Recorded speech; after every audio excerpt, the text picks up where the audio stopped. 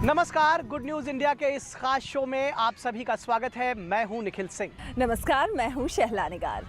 और good news India के इस खास शो में हम आपके लिए लाए हैं देश के कोने कोने से सार्थक, सकारात्मक, प्रेरणादायी खबरें जो आपके चेहरों पर मुस्कान लाएंगी और आपके अंदर कुछ करने का जज्बा भी भर देंगी। गुड न्यूज इंडिया यानी कि अच्छी खबरों का शो। तो अगले आधे घंटे के इस कार्यक्रम में हम आपको दिखाएंगे देश के विभिन्न हिस्सों से आई ऐसी खबरें जो आपको खुश होने का मौका तो देंगी ही, साथ ही आपके मन में एक नई ऊर्जा और नई स्फूर्ति का संचार भी करेंगी।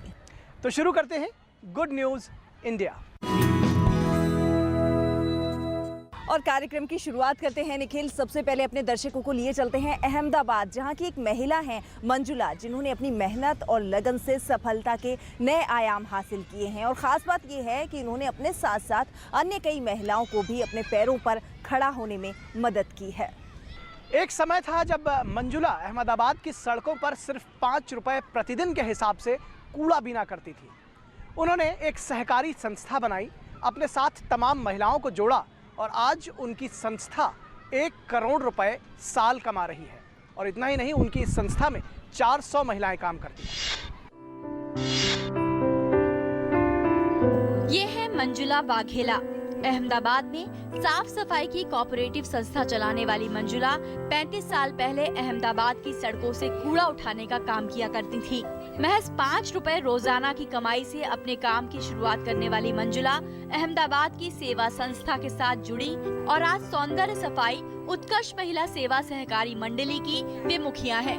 इस सहकारी संस्था का सालाना टर्नओवर तकरीबन 1 करोड़ रुपए है, लेकिन सड़कों से कूड़ा बीनने से लेकर सहकारी संस्था की प्रमुख बनने तक की ये यात्रा इतनी आसान भी नहीं रही।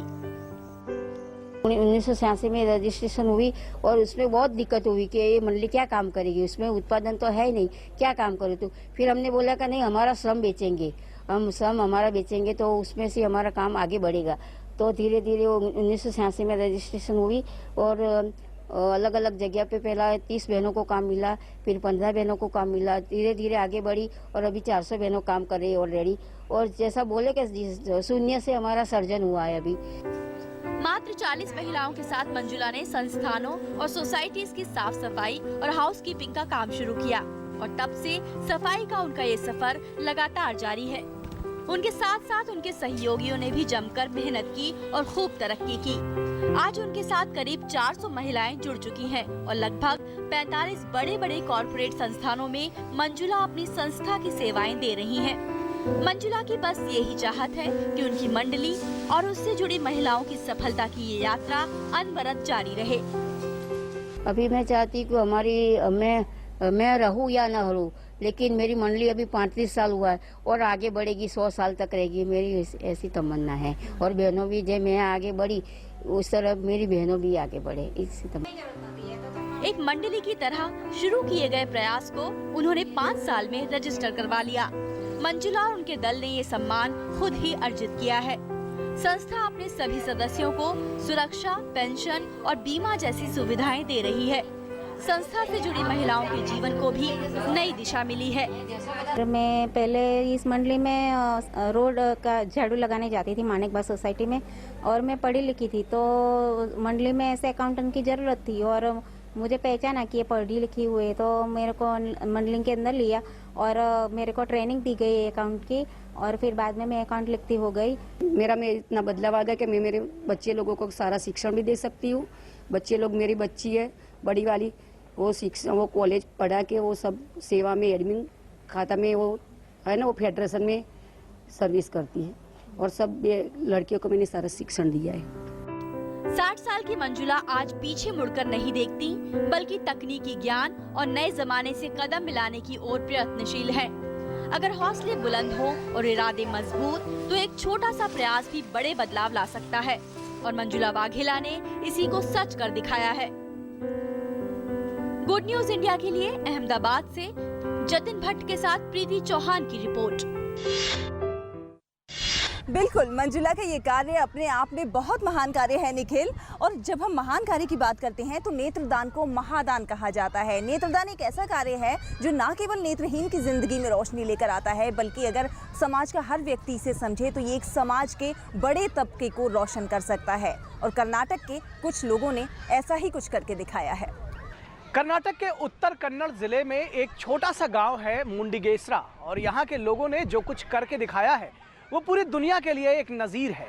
यहाँ के पूरे गांव ने, क्या बच्चे क्या बूढ़े, सभी ने नेत्रदान का संकल्प लिया है और अब तक 15 लोगों को एक नई रोशनी भी मिल चुकी है इससे।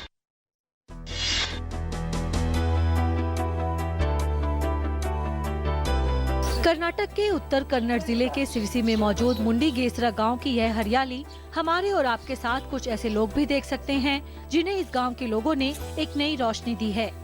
ज्यादातर सुपारी की खेती करने वाले यहाँ के किसानों ने एक नेकी भरा कदम उठाया है और यह है नेत्रदान करने का। इस छोटे से गांव में करीब 270 परिवार रहते हैं और हर एक परिवार के सदस्य ने नेत्रदान करने का फैसला किया है।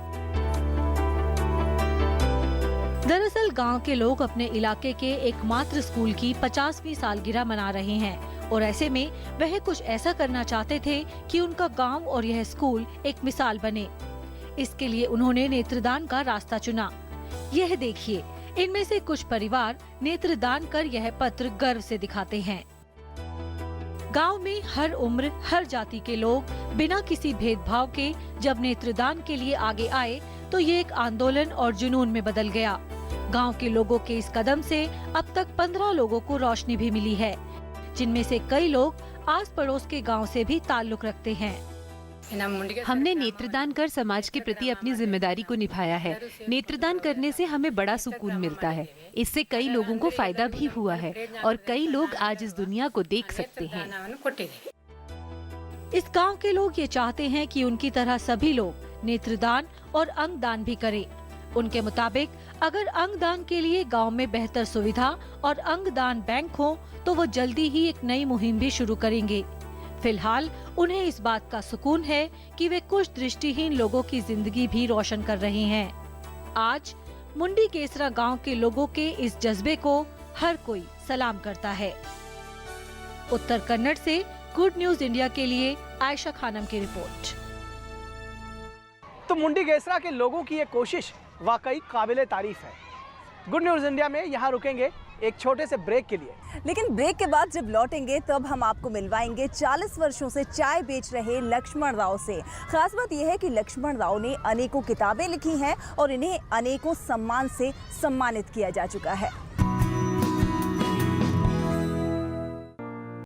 प्यारी सी जी लो हंसी खुशी, प्लानिंग करो अब लाइफ की, सेविंग्स करो, इंश्योरेंस पाओ। LIC के न्यू एंडोमेंट प्लान में पाइए बचत के साथ सुरक्षा भी। घर अपने खुशियां ले आओ।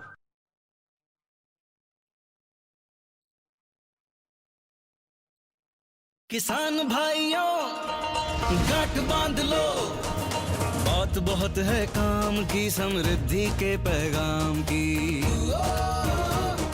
मिट्टी की तुम जांच कराओ, मुफ्त सॉइल हेल्थ कार्ड ले जाओ, कभी मुनासिब बीज लगाओ, सही किस्म की खाद ले आओ, जितनी जरूरी उतनी डालो, सही मात्रा खुद पहचानो। किसान भाइयों गांठ बांध लो, आज ही मिट्टी की जांच कराएं। राज्य सरकार के कृषि अधिकारी संपर्क करें और मुफ्त में सॉइल हेल्थ कार्ड पाएं। कृषि और किसान कल्याण मंत्रालय द्वारा किसान हित में जारी। सोच क्या रहे हो यार? कनेक्शन के लिए टाटा स्काई को 7411774117 पे मिस्ड कॉल दो। पैसे भी बच जाएंगे, काम भी हो जाएगा। टाटा स्काई, इसको लगा डाला तो लाइफ जिंगा डाला। लो भाई, सरकार ने विकास की 5 नई योजनाएं लागू की। यार ये सरकार हमारे लिए विकास का कार्यक्रम बनाती कैसे? NSSO है ना। ये सरकार को इतनी जानकारी कहाँ से मिलती है? अरे NSSO है ना। NSSO? ये NSSO क्या है? NSSO यानी नेशनल सैंपल सर्वे ऑफिस, जिसका काम है जानकारियां और आंकड़े इकट्ठा करना, जिसके आधार पर सरकार हमारे विकास की योजनाएं और कार्यक्रम बनाती है। NSSO है ना। हाँ। निभाएं अपनी जिम्मेदारी, NSSO को दे सही जानकारी।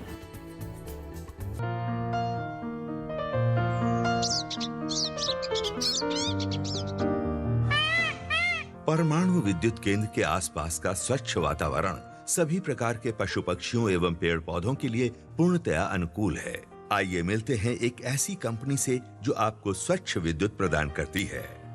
हम हैं nuclear power corporation of India limited. Nuclear विद्युत, स्वच्छ विद्युत, हरित विद्युत, सुरक्षित विद्युत। मुझे मिला। मुझे भी मिला। और मुझे भी। दलबीर को मिला, करीम को मिला, मंजली को मिला और रुस्तम को भी मिला। और ऐसे हजारों जरूरतमंद अल्पसंख्यक समुदाय के लोगों को मिल रहा है NMDFC की कर्ज स्कीम के तहत लोन। अल्पसंख्यक कार्य मंत्रालय की इस योजना में छोटे कारोबारियों के लिए है टर्म लोन यानी मियादी कर्ज, जिसमें 10 लाख तक की मदद का प्रावधान है। NGO से जुड़ी अल्पसंख्यक महिलाओं के लिए है माइक्रो फाइनेंस स्कीम यानी लघु वित्त योजना, जिसमें है 50,000 तक का कर्ज। इसके अलावा माइनॉरिटी कम्युनिटी के स्टूडेंट्स के लिए है एजुकेशन लोन स्कीम, जिसमें है प्रोफेशनल और टेक्निकल एजुकेशन के लिए बहुत ही कम ब्याज दरों पर लोन। तो आप भी NMDFC की कर्ज स्कीम से लाभ उठाएं, इस योजना से जुड़ें और आत्मनिर्भर बन जाएं। अधिक जानकारी के लिए लॉग इन करें www.minorityAffairs.gov.in पर। आप हमारे हेल्पलाइन टोल फ्री नंबर 1800112001 पर भी कॉल कर सकते हैं। सबका साथ, सबका विकास। ब्रेक के बाद गुड न्यूज इंडिया में एक बार फिर से आप सभी का स्वागत है। और निखिल, अब अपने दर्शकों को लिए चलते हैं दिल्ली के हिंदी भवन के पास बैठे एक ऐसे चाय वाले से मिलवाते हैं जो यूं तो चाय बेचते हैं, लेकिन वो एक बहुत बड़े साहित्यकार भी हैं। उन्होंने अनेकों किताबें लिखी हैं और उन्हें अनेकों सम्मान से नवाजा जा चुका है। लेकिन लक्ष्मण राव का ये सफ़र इतना आसान नहीं था। कहते हैं ना कि अगर आदमी के मन में कुछ कर गुजरने की इच्छा हो, लगन हो, जज्बा हो, तो वो क्या कुछ नहीं कर सकता। और लक्ष्मण राव ने इसे सच साबित करके दिखाया है। लक्ष्मण राव ने 40 से ज़्यादा किताबें लिखी हैं और राष्ट्रपति से वो सम्मान भी प्राप्त कर चुके हैं। मिलिए लक्ष्मण राव से। दिल्ली के ITO स्थित हिंदी भवन के सामने चाय की दुकान चलाने वाले लक्ष्मण राव एक ऐसे बिरले शख्स हैं जिन्होंने विपन्नता को ही अपनी संपन्नता का आधार बनाया। अभावों में जीवन जीकर साहित्यिक रचनाएं लिखने में व्यस्त लक्ष्मण राव को आज साहित्यिक जगत में एक खास पहचान हासिल है। हमने सोचा हम लिखेंगे तो पूरे देश को पता चलेगा, इसलिए हमने हिंदी को चुना, जबकि मेरी मातृभाषा मराठी है। मैं मराठी 10वीं तक तो मराठी में पढ़ा हूँ, लेकिन मुझे लगा कि मैं अगर हिंदी में लिखता हूँ तो मेरे विचार पूरे देश को जाएंगे। सामान्य व्यक्ति से एक चर्चित साहित्यकार बनने की उनकी कहानी भी काफी रोचक है। दरअसल गांव के एक व्यक्ति की आकस्मिक मृत्यु की वेदना लक्ष्मण के लिए प्रेरणा बन गई और उन्होंने उस पर ही एक उपन्यास लिख डाला। दादी से 40 रुपए लेकर मैं भोपाल आया। भोपाल में एक भवन पर मैंने मजदूरी की, फिर वहाँ से 90 रुपए बनाए तो फिर मैं दिल्ली में आया।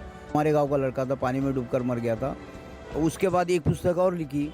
आजीविका चलाने के लिए लक्ष्मण को गाँव छोड़ना पड़ा। कहीं पर मजदूरी की तो कहीं पर बर्तन साफ किए। अमरावती, भोपाल और दिल्ली तक के सफर में लक्ष्मण ने तमाम चुनौतियों का सामना किया, लेकिन विपरीत परिस्थितियों के बावजूद अपने अंदर के साहित्यकार को कभी मरने नहीं दिया। आज मैं चाय बेच रहा हूँ तो कल मैं पान भी बेच रहा था, भवनों पर मजदूरी भी कर रहा था, लेकिन मेरा सपना था लेखक बनने का, वो मैंने बन के दिखाया। सवेरे यहाँ पर 2 बजे आता हूँ, सवेरे 6 बजे उठकर मैं पढ़ाई लिखाई का काम करता हूँ। रोज एक नए पुस्तक का कार्यक्रम होता है मेरा लिखने का। 5-6 पेजेस रजिस्टर टाइप के पेजेस में लिखता हूँ और एक नई पुस्तक तैयार हो जाती है। इसी तरह से मैं पढ़ाई भी कर रहा हूँ। मैंने दिल्ली यूनिवर्सिटी से BA किया, तब मुझे लगा कि मैंने पढ़ना चाहिए, तब मैंने इग्नू से EMA में एडमिशन ली। फर्स्ट ईयर कर लिया, सेकेंड ईयर भी कर लिया, लेकिन 2 पेपर्स रह गए थे, वो अब मैं पूरे कर रहा हूँ। ये होने के बाद फिर नेट के पेपर्स दूंगा। 1979 से लेखन के कार्य में व्यस्त लक्ष्मण राव आज साहित्यिक जगत के उच्च कोटि के कलमकार हैं। उनके द्वारा अब तक 24 मौलिक रचनाएं लिखी जा चुकी हैं, जिनमें नई दुनिया की राहें, प्रधानमंत्री, राष्ट्रपति, द बैरिस्टर गांधी, प्रशासन और मौलिक पत्रकारिता प्रमुख हैं। लेखक का जन्म ही 50 साल के बाद है और उसकी जिंदगी उसके मरने के बाद है। ये शोध मैंने इसमें किया है, इसीलिए मैंने सोचा मैं कहीं पर भी बैठा हूँ, चाहे फुटपाथ पे बैठा हूँ, लेकिन मेरी साधना कम नहीं होगी। राष्ट्रीय और अंतर्राष्ट्रीय मीडिया की सुर्खियों में रहने वाले लक्ष्मण राव को उनके मौलिक लेखन के लिए 3 दर्जन से भी अधिक पुरस्कारों और सम्मानों से नवाजा जा चुका है। कभी न रुककर अनवरत काम करने की ऊर्जा रखने वाले लक्ष्मण आज 62 वर्ष की उम्र में भी MA की शिक्षा हासिल करने का जुनून रखते हैं, जो समाज के अन्य लोगों के लिए एक अनूठी प्रेरणा है। प्रतिभा विषमता की मोहताज नहीं होती और कोई भी कार्य छोटा या बड़ा नहीं होता। प्रत्येक व्यक्ति के अंदर कोई ना कोई ऐसा गुण अवश्य होता है जो समाज में बदलाव ला सकता है। बस जरूरत है अपने अंदर की छुपी उसी प्रतिभा को पहचानने की। और इसी की जीती जागती मिसाल है साहित्यकार लक्ष्मण राव, जिन्होंने एक आम चाय वाले से एक सफल साहित्यकार बनने तक का सफर तय किया है। तो आप भी यहाँ आइए और चाय की चुस्कियों के साथ उम्दा साहित्य का आनंद लीजिए। कैमरा पर्सन मलकियत सिंह के साथ मैं शहला निगार, गुड न्यूज इंडिया के लिए। दिल में अगर कुछ कर गुजरने की तमन्ना हो तो मंजिलें अपने आप ही मिल जाती हैं। ऐसी अनेकों युवतियां हैं जो एसिड अटैक का शिकार होने के बाद समाज से थोड़ा सा कट तो जरूर गई, लेकिन आज वे न केवल अपनी जीविका अच्छी तरह से चला रही हैं, बल्कि समाज में उन्होंने एक मकाम भी हासिल कर रखा है। बिल्कुल शहला, और समाज में कई ऐसे लोग हैं, कई ऐसी संस्थाएं हैं जो ऐसी महिलाओं की, ऐसी लड़कियों की मदद करने के लिए आगे आए हैं। और आगरा का ही ऐसे ही एक कैफ़े है जिसका नाम है हैंगआउट कैफ़े, और यहाँ पर इस कैफ़े ने काफ़ी मदद की है ऐसी लड़कियों की, उनको रोज़गार दिलाया है और उन्हें खोया हुआ स्थान जो समाज में था वो वापस दिलाने में मदद की है। ताज नगरी आगरा वैसे तो मोहब्बत की निशानी के लिए मशहूर है, लेकिन मोहब्बत का संदेश देने वाले आगरा में इंसानियत की एक नई मिसाल देखने को मिली है। तेजाब हमले से पीड़ित युवतियों ने जिंदगी जीने की नई राह अपनानी चाहिए तो समाज के लोग भी उनकी मदद के लिए आगे आए। तेजाब हमले से पीड़ित युवतियों का दर्द बांटने के लिए यहाँ का शिरोज हैंगआउट कैफे आगे आया है। इस कैफे ने पीड़ित महिलाओं को रोजगार देने के साथ ही समाज में जीने के लिए इनका हौसला बढ़ाया। ऐसी मदद से तेजाब हमले से टूट चुकी पीड़ित महिलाओं में उत्साह का संचार हुआ और अब ये दूसरे व्यवसाय में भी हाथ आजमा रही हैं। यह है रूपा, रितु और तेजाब हमले से पीड़ित कुछ दूसरी लड़कियों की कहानी, जो इस बात की मिसाल है कि मन में अगर विश्वास हो तो जिंदगी की बड़ी से बड़ी चुनौतियों से आसानी से निपटा जा सकता है। इन लड़कियों के चेहरे और शरीर पर एसिड ने दर्द के दाग जरूर छोड़े हैं, लेकिन इन लड़कियों ने अपने जज्बे से अपनी जिंदगी को एक बार फिर से खूबसूरत बना लिया है। ये खुले मन से लोगों के बीच कंधे से कंधा मिलाकर काम कर रही हैं। काफी समय पहले ही एक करीबी ने रूपा के चेहरे पर एसिड से हमला किया, लेकिन हिम्मत न हारने वाली रूपा ने उपचार के बाद अपनी जीविका चलाने के लिए खुद को एक सफल फैशन डिजाइनर के रूप में स्थापित किया। अभी मैं फैशन डिजाइनर हूँ और मैं ड्रेस डिजाइन करती हूँ और मैं स्टॉक एसिड अटैक कैंपर के साथ काम करती हूँ। और अभी फैशन डिजाइनिंग में आप कैसे आ गए? क्या कोई कोर्स किया या क्या है? नहीं, मैंने कोई कोर्स नहीं किया, मैंने सिंपल सिलाई करी है और उसके बाद मैं यहाँ पे रहने लगी, प्रॉपर यहाँ पे रहती हूँ और यहाँ पे बस धीरे धीरे वही करती रहती हूँ। मेरा काम आगे बढ़ रहा है, मुझे खुशी है कि मैं आगे बढ़ रही हूँ। कुछ ऐसी ही कहानी रितु की है, जो कि एक एथलीट थी, लेकिन जमीनी विवाद के चलते रितु के ही एक रिश्तेदार ने उन पर तेजाब से हमला किया। एसिड अटैक का शिकार हुई इन लड़कियों का मानना है कि एसिड अटैक पर सख्ती से अंकुश लगाया जाना चाहिए। तेजाब अटैक का दंश झेल रही ऐसी लड़कियों को एक मंच पर लाने के लिए कुछ संस्थाओं ने अपना हाथ आगे बढ़ाया है। इनकी माने तो आगरा की करीब 300 लड़कियां एसिड अटैक से प्रभावित हैं, जिनमें से ज्यादातर की उम्र 15 से 20 साल के बीच है। एसिड अटैक से पीड़ित इन लड़कियों की हौसला अफजाई के लिए आगरा के विभिन्न स्कूलों की छात्राओं की ओर से उन्हें ग्रीटिंग कार्ड और फूल देकर इनके जज्बे को सलाम किया गया है। अपने मजबूत इरादों और बुलंद हौसले की बदौलत जिंदगी की जंग लड़ने वाली ये लड़कियां सही मायने में आज की वीरांगनाएं हैं। अपनी जिंदगी को नई दिशा देकर इन वीरांगनाओं ने न केवल अपने हमलावरों के इरादों को नाकाम किया है, बल्कि ये भी दिखा दिया है कि ऐसी कोई भी कायराना हरकत उनके इरादों को डिगा नहीं सकती, तेजाब हमला भी नहीं। गुड न्यूज इंडिया के लिए आगरा से सज्जन सागर की रिपोर्ट। और गुड न्यूज इंडिया में यहाँ रुकेंगे एक छोटे से ब्रेक के लिए, लेकिन आप कहीं मत जाइएगा, क्योंकि जब हम वापस लौटेंगे तो भी अच्छी खबरों का सिलसिला जारी रहेगा।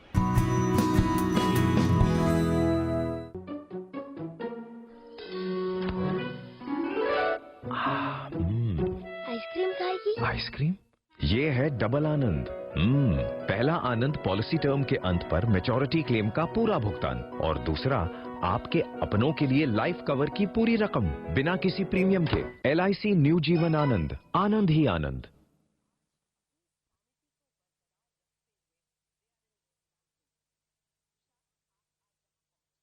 बहुत बहुत बधाई हो, आपने अपने बच्चों को पोलियो से बचा लिया। लेकिन जब तक दुनिया में पोलियो का एक भी केस है, पोलियो का खतरा बना हुआ है। इसीलिए अब सरकार देश में पोलियो इंजेक्शन की शुरुआत कर रही है, ताकि आपके बच्चे को मिले डबल सुरक्षा। याद रहे, पोलियो की तीसरी खुराक के साथ जरूर दिलवाएं पोलियो का इंजेक्शन। अधिक जानकारी के लिए अपने पास के स्वास्थ्य केंद्र, ANM या आशा दीदी से संपर्क करें। अपने प्रियजनों के जाने के बाद क्या हमारे सारे फर्ज खत्म हो जाते हैं? आइए अपने प्रियजनों की मृत्यु का पंजीकरण करवाएं और अपना फर्ज पूरा करें। याद रहे, पंजीकरण उसी जगह होता है जहां मृत्यु हुई। इसके लिए 21 दिनों के भीतर संबंधित निकटतम पंजीकरण केंद्र पर पंजीकरण करवाएं और अपने प्रमाण पत्र की पहली कॉपी भी निःशुल्क पाएं। भूलिएगा नहीं, ये जरूरी है। उंगली थाम के जिसने चलना सिखाया, कड़ी मेहनत करके हमको पढ़ाया, हमारी खुशियों को अपनी खुशी बनाया, जिंदगी के हर सुख दुख में जो एक साया बनकर साथ रहे, ढलती उम्र में इन्हें अकेला ना छोड़ें। ध्यान रखें, माता पिता एवं वरिष्ठ नागरिक भरण पोषण एवं कल्याण अधिनियम 2007 के तहत माता पिता की देखभाल करना हमारा कर्तव्य है और उनको बेसहारा छोड़ना एक दंडनीय अपराध है। सामाजिक न्याय और अधिकारिता मंत्रालय, भारत सरकार द्वारा जनहित में जारी। छोड़ो कल की बातें, कल की बात पुरानी, नए दौर में लिखेंगे हम मिलकर नई कहानी। हम हिंदुस्तानी, हिंदुस्तानी, हम हिंदुस्तानी, हिंदुस्तानी, हम हिंदुस्तानी, हिंदुस्तानी, हम हिंदुस्तानी, हिंदुस्तानी। मंगल के दर पर जा पहुंचा है काम हमारा, दुनिया भर में रोशन है अब नाम हमारा। नया खून है, नई उमंगे, अब है नई जवानी। हम हिंदुस्तानी, हिंदुस्तानी। कल की बातें छोड़िए, बढ़ते भारत से नाता जोड़िए। अपना एडवांस टैक्स अदा करें इस महीने की 15 तारीख तक। निखिल, हमारे देश में प्रदूषण की समस्या एक बहुत बड़ी समस्या है, लेकिन अगर हम आप सब छोटी छोटी सी कोशिशें भी करें तो शायद इस समस्या से निजात पाई जा सकती है। और ऐसी ही एक पहल की है कर्नाटक के एक छोटे से गांव व्याचाकुरहल्ली ने। ये गांव अब भारत का पहला धुआं रहित गांव घोषित किया गया है। और शहला, सफलता के इस नए आयाम को गढ़ने के पीछे इस गांव की महिलाओं की इच्छा शक्ति का बहुत बड़ा हाथ है। और स्मोकलेस किचन बनने से न सिर्फ इन गांव की महिलाओं को अब धुआं नहीं झेलना पड़ रहा है, बल्कि उन्हें आर्थिक आज़ादी भी मिली। ये है नरसम। ये अपनी रसोई खुद बनाती हैं। एक समय था जब नरसम का घर चूल्हे के धुएं से काला हो चुका था और दीवारों पर धुआं जमा था। लेकिन जब से इनकी रसोई में LPG आया है, ये बेफिक्र हैं। ये अब खुद इस गैस के चूल्हे को जलाना जानती हैं और खाना बनाती हैं। नरसम को गैस का चूल्हा जलाने की बाकायदा ट्रेनिंग भी मिली है। LPG कनेक्शन इनके लिए किसी वरदान से कम नहीं है, क्योंकि नरसम को अब सांस लेने में तकलीफ नहीं होती और ये आसानी से खाना बना लेती हैं। नरसम इकलौती ऐसी महिला नहीं है जिन्हें धुएं से मुक्ति मिली। दरअसल इनका पूरा गांव धुआं मुक्त रसोई के अभियान का वाहक बना है। बेंगलुरु से लगभग 90 किलोमीटर दूर चिकबलपुर जिले के गांव व्याचाकुरहल्ली को देश का पहला धुआं रहित गांव घोषित किया गया। व्याचाकुरहल्ली यूं तो दक्षिण भारत के दूसरे किसी गांव से ज्यादा अलग नहीं है, लेकिन इस गांव के लोगों की दृढ़ इच्छा शक्ति की बदौलत इसने ये खास मुकाम हासिल किया है। इस गांव में 245 घर हैं और गांव की आबादी है 1400। इस गांव ने वो कर दिखाया है जिसे बड़े शहर भी करना मुश्किल समझते हैं। इस गांव के हर रसोई में LPG है और यहाँ महिलाएं अब मुस्कुराते हुए खाना बनाती हैं। पिछले 40 वर्षों से गांव की महिलाएं लकड़ी को ही मुख्य ईंधन के रूप में इस्तेमाल कर रही थीं, लेकिन अब यहाँ के घरों में लकड़ी से खाना पकाना बीते जमाने की बात हो गई है। इस गांव को जब धुआं मुक्त बनाने की बात चली तो शुरुआत में किसी ने ज्यादा दिलचस्पी नहीं दिखाई, लेकिन जब बात लोगों के समझ में आई तो इस अभियान ने तेजी पकड़ ली और गांव के लोगों की दृढ़ इच्छा शक्ति की बदौलत इसने ये खास मुकाम हासिल किया। वैचाकुराहल्ली गांव को चूल्हे के धुएं से मुक्त करना आसान काम नहीं था, क्योंकि गांव के लोगों को इस बात का डर था कि गांव में एलपीजी सिलेंडर और उनके किचन में एलपीजी सिलेंडर के आने से उनकी सुरक्षा पर खतरा बन सकता है। जाहिर सी बात है, ऐसे हालात में लोगों को समझाना बेहद मुश्किल काम था, लेकिन गांव की महिलाएं इस बात को सबसे पहले समझ गई कि उनके किचन में एलपीजी सिलेंडर का आना उनके लिए फायदेमंद साबित हो सकता है, न केवल उनकी सेहत के लिए बल्कि उनकी आर्थिक आजादी के लिए भी। जब इस अभियान की शुरुआत हुई तो गांव के कई लोग गैस स्टोव खरीदने में असमर्थ थे, लेकिन गैस कंपनी ने कुछ परिवारों को मुफ्त में गैस स्टोव मुहैया कराया और कई लोगों को सब्सिडी दिलाकर सिर्फ 2000 रुपए में एलपीजी का नया कनेक्शन दिया। इससे लोगों के हौसले को बल मिला और देखते ही देखते पूरे गांव की आबो हवा बदल गई। ये गांव बन गया स्मोकलेस विलेज। हमें बहुत खुशी है कि हमारा गांव धुआं मुक्त गांव बना है और अब हम अपना काम जल्दी से निपटा सकते हैं। हमें गर्व है कि हमारा गांव देश का पहला ऐसा गांव है। WHO की एक रिपोर्ट के मुताबिक 50% महिलाएं घर के अंदर जलने वाले चूल्हे के प्रदूषण की शिकार होती हैं और उनकी सेहत पर इसका बेहद बुरा असर पड़ता है। धुआं मुक्त इस गांव की खबर आसपास के गांव में भी जल्दी फैल गई और अब दूसरे गांव के लोग भी चाहते हैं कि उनके गांव भी धुआं मुक्त बने। गैस कंपनियों ने भी 500 गांव को धुआं मुक्त बनाने का लक्ष्य रखा है। ऐसे में उम्मीद है कि स्मोकलेस किचन का ये मिशन तेजी से आगे बढ़ेगा और दूसरे गांव की महिलाओं में भी जागरूकता आएगी। आखिर व्याचाकुराहल्ली गांव के लोगों ने सभी को एक राह जो दिखा दी है। बेंगलुरु से गुड न्यूज इंडिया के लिए आयशा खानम की रिपोर्ट। तो गुड न्यूज़ इंडिया का हमारा आज का ये सफ़र यहीं समाप्त होता है, लेकिन आप सभी दर्शकों को हमारा ये कार्यक्रम कैसा लग रहा है आप हमें लिखिएगा ज़रूर। यूँ तो आपकी ढेरों प्रतिक्रियाएं हमें प्राप्त हो रही हैं, लेकिन आगे भी हमें आपकी ऐसी ही प्रतिक्रियाओं का इंतज़ार रहेगा। हमारा ईमेल आईडी है dd.goodnewsindia@gmail.com। जी हाँ दर्शकों, तो प्रतिक्रियाओं के अलावा कुछ अच्छी, सार्थक, सकारात्मक अगर आपके पास खबरें हों, कहानियाँ हों, तो वो भी आप हमसे शेयर कर सकते हैं और अगर वो हमारे मानकों पर खरी उतरती हैं तो हम उसे अपने कार्यक्रम में स्थान देंगे। इसके अलावा अगर कुछ ऐसे वीडियोज़ हों तो वो भी आप हमें भेज सकते हैं। तो हमारा इस खास कार्यक्रम गुड न्यूज़ इंडिया के आज के इस अंक में बस इतना ही। हमारी पूरी टीम को दीजिए इजाज़त। नमस्कार।